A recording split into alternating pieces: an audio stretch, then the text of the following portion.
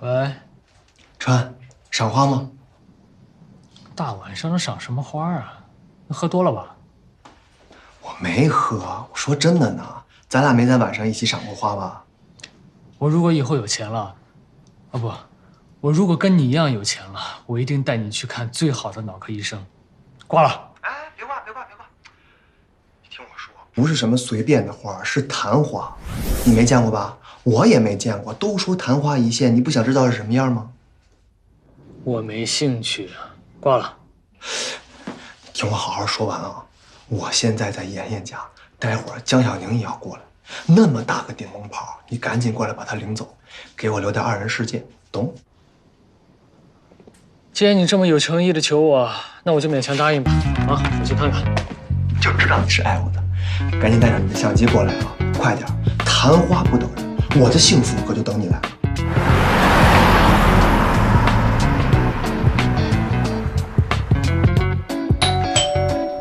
来，我让你拿专业的设备，你磨磨唧唧这么半天才来，花一会儿都要开完了。老板，你怎么来了？哦，他托我来的。对，我把刀架他脖子上，逼他来的。你还愣着干嘛呀？赶紧跟我进去拿酒去啊！哦，我去拿酒。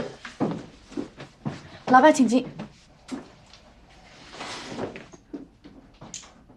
老板，白天的事情您还在生气吗？我保证不会再有下一次了。以后任何事情我都第一时间跟您报备。好啊，您真的是最宽宏大量的老板了。这个说的有点过吧？啊，我帮您。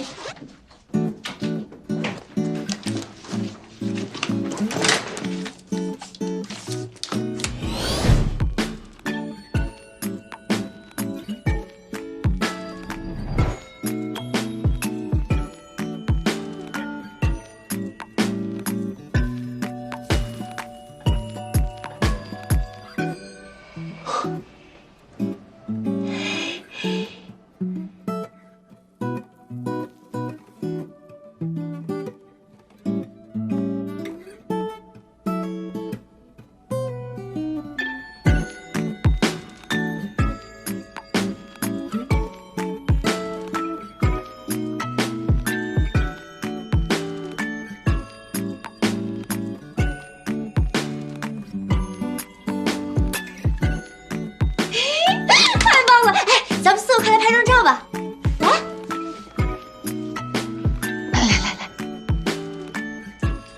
准备好了。